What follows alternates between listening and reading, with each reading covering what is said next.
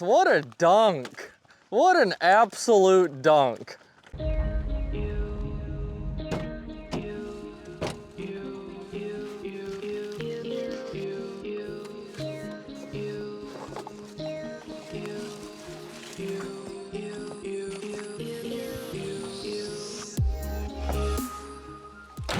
Now let's go toss some plastic.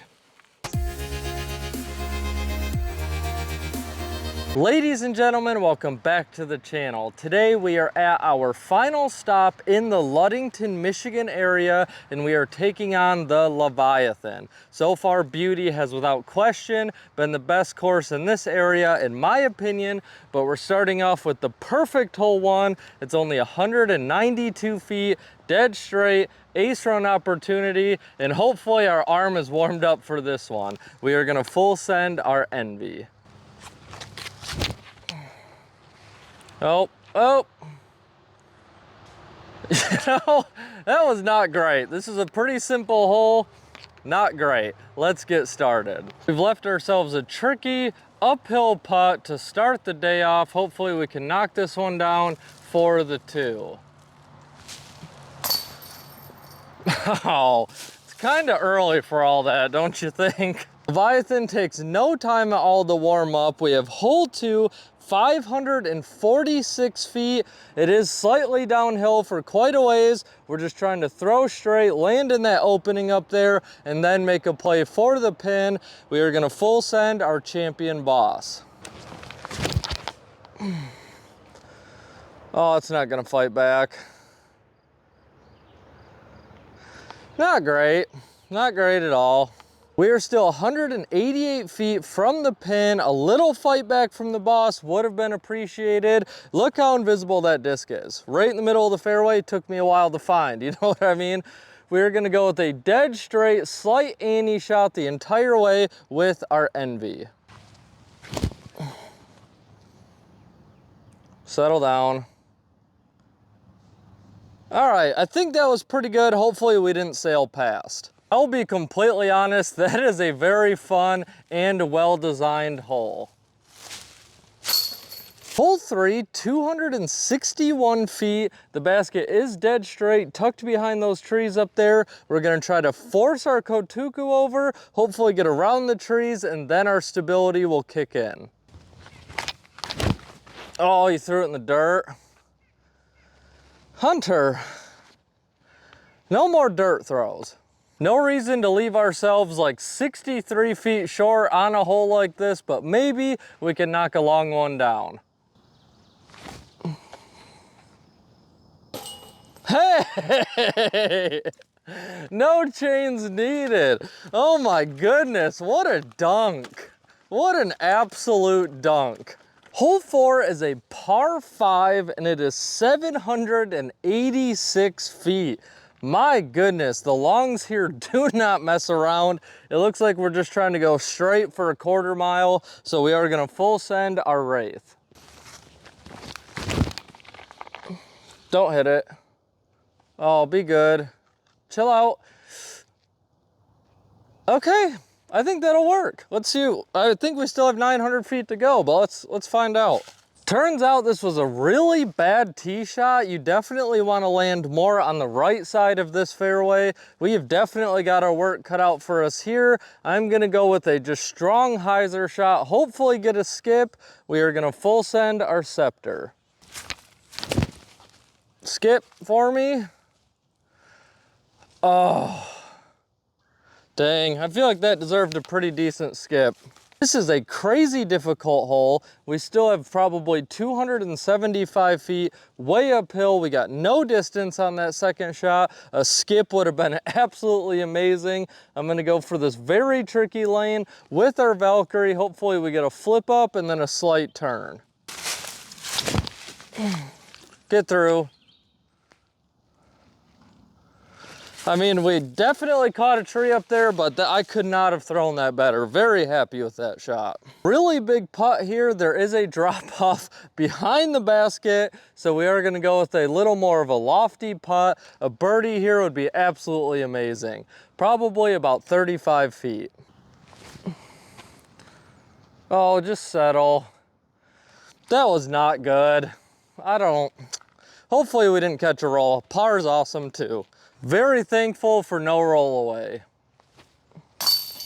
A quick question that I do have for you guys is, what is the best after round food? I don't know about you, but for me, it's definitely pizza. You know what I mean? It is definitely pizza. In all honesty, it looks like this is a bunch of artwork spread out throughout the course made by what I would hope to be kindergartners or some other very young kids. Either way, it's awesome to see, and it put a big smile on my face. Hole 5, 304 feet. We have a classic dealer's choice here. You can go with the dead straight to slight ante lane, or you can take this hyzer lane. It does look a lot skinnier. We are gonna take the dead straight lane with our truth. Oh, that looks good. Settle down. Wow. I didn't think the truth would go that far deep, but I'm very happy with that flight path. Did manage to go about 50 feet past the basket. I did not expect that out of the truth, but I'm still learning it. Hopefully we can knock down another long one for the 2. Nope. Sure can't. We sure can't. Hole 6, 445 feet. We have a pretty tight tunnel shot off the tee pad, and then we want to get a lot of stability pushing out to the left. So we are going to go with our Halo Boss. I don't want to hear a tree. Oh, we heard one, but I think it was at the bottom of the flight. We still have about 135 feet. The Boss did its job. It doesn't go far, but it does go left. We can go with a turnover sidearm. I'm gonna take the sneaky backdoor lane with our Envy. Actually, looking at it more, I am gonna go with my Justice. I'm gonna try to force it over, hopefully get a little skip back towards the basket. Get up there. Nice shot, we'll take that. Well, after looking in the bag for a minute, I realized I was missing the truth. After I tried to do that fancy point of view putt for you guys, I left it in the basket. So I had to run all the way back there to go get it. Hole 7, 318 feet, dead straight on an absolute rope. You do kind of want a slight left finish. Seems like a perfect throw for our champion Leopard. Nope, nope. That was terrible. I threw that straight up in the air. We still have 130 feet to the basket. It is kind of a tricky hyzer shot. 130 feet, slightly uphill. We are gonna give our hammer a nice soft run. Oh, that was a really good run. For the par. Check out all of these little branches here painted white, sticking up all over throughout this hole. It is super cool, super unique for any locals. I would love to know what that is, if it was, again, just like a kid's project, or if that's some kind of paint that stops things from growing if they don't want, you know, it to keep growing up in the air. I'm not sure, but I would love to know. Hole 8, 230 feet.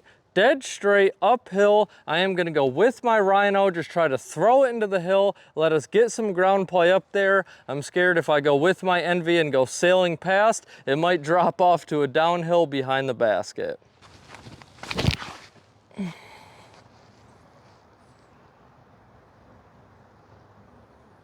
All right, perfect. That's why we love the Rhino, it just settles down. Really nice Rhino shot.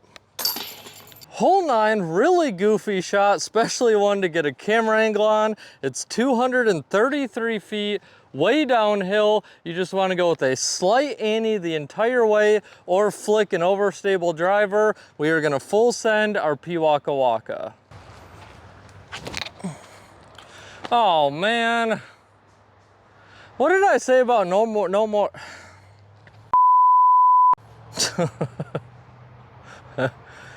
Oh, the classic stutter. I might leave that one in. I said no more dirt throws. We definitely left some meat on the bone with this one, leaving ourselves about 45 feet for the 2. That was so bad. I just don't even, that was a horrible putt. For the 3, On today's Hole 9 break, I want to bring up a topic that I think I briefly touched on in the past, but I definitely want a lot of responses from you guys in the comment section. And the topic of the day is, what are disc manufacturers going to do moving forward? Now, I am going to bring up a few points on this discussion. One, I have noticed in a few of the online discussion pages that a few people representing manufacturers have been a little surprised that the sales on their new releases are dipping. I believe that is because in the last 2 years, I feel like disc manufacturers have completely flooded the market. There's new releases coming out every other week, I feel like. I think a lot of people are just getting burnt out of it. And in my opinion, I feel like every disc mold that was ever needed was probably done and created about 10 years ago. I do love the Tour Series and the Signature Series to try to help support your favorite, touring pro. They definitely need it. But at the end of the day, I think people are just getting a little fed up when every other month there's some limited release, the same disc with a slightly different stamp on it, and then they come out with a new disc that most of the time just wasn't needed in the lineup, and then they start that whole process over again. So what is your guys' opinion on it? I could talk about this topic for hours, honestly. But I think moving forward, things are just going to have to change. It is outrageous the amount of discs getting pumped out every week, new this, new that. I just don't think it's a long-term solution. So if you guys have any input on it, let me know. Hole 10, this is a pretty tricky line, 275 feet. Dead straight, and I mean literally dead straight. You can get lucky and hit that right side and then hopefully hyzer up to the top of the hill. The long tee pad did look like a lot of fun for this hole, but unfortunately there was nowhere to set the camera. We are gonna full send our truth. How good was that? Well, we made the fairway a little bit bigger for the next guy. Well, after that rock solid drive, we still have 150 feet to the pin. I do apologize, the baskets are very hard to see in the woods. It is a tricky slight hyzer shot, and we have this branch hanging right below us, but we are gonna send the Rhino. Okay, that turned out much better than I expected. Really nice par save. Hole 11, 233 feet, dead straight. I think we just want to throw into the front of the hill and try to get some ground play that looks very suspect behind the basket. We are going to go with our Envy. Slide up there. Perfectly executed, just what we were looking for. For the two, hole 12, 380 feet, dead straight, slightly uphill the entire way. This is the most Michigan disc golf hole I've ever seen. We are gonna full send our champion arc, hopefully keep it in the fairway, because if it goes in the woods, we might not find it.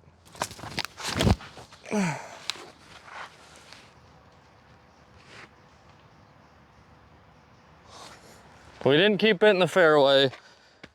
Thank goodness it didn't take too long to find the arc. We have left ourselves a tricky 58-footer uphill for the two. Oh, a little deep. For the par. Hole 13, 255 feet. If you throw dead straight down this left lane, you should leave yourself a putt, or you can try to push it for a flip up hyzer lane down the right side. We are gonna take the dead straight lane with our Skeeter.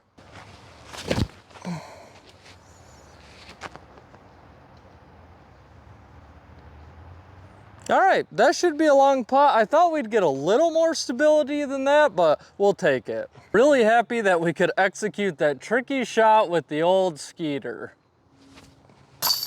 Hole 14, this is a really fun ace run here. It's only 169 feet, dead straight, but it's way uphill, and it looks like if you come up short and you hit that wooden wall up there, you could get a nasty roll away, but we are gonna full send our Rhino.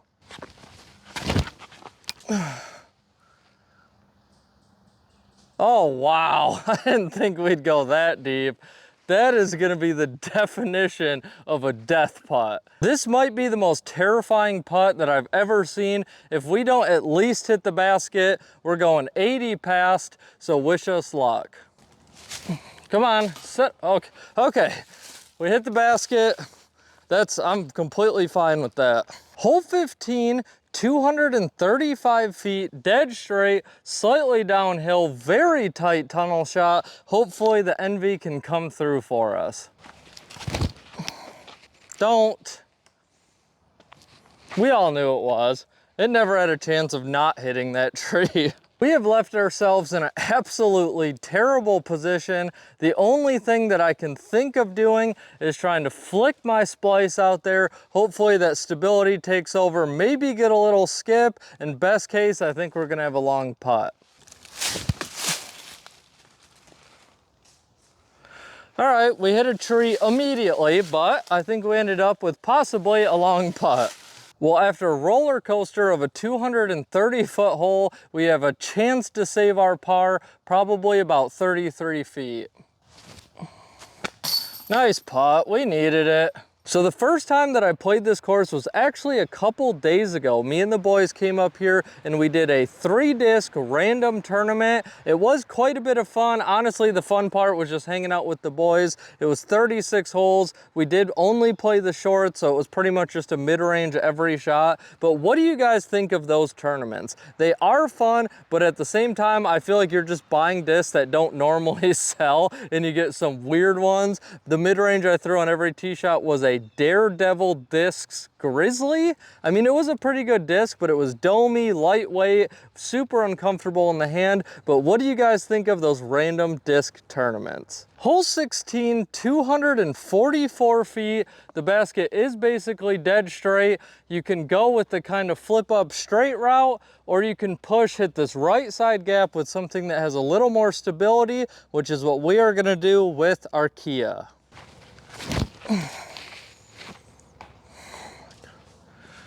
Man, we are just hitting every tree right now. I'm not too upset with our drive because we did leave ourselves a very fun, runnable shot. It's 134 feet. We do have to go with kind of an ante, hopefully get some stability. We are gonna fan grip our Envy. Come on. Oh, wow. Embarrassingly short. To my defense, we did catch a very small branch while the Envy was in the air. Hole 17, it's only 208 feet, but it is our first giant ante shot of the day. As you guys know, those are my favorite. I am gonna go with the Skeeter. This is pretty short for the Skeeter, so hopefully we can have some distance control.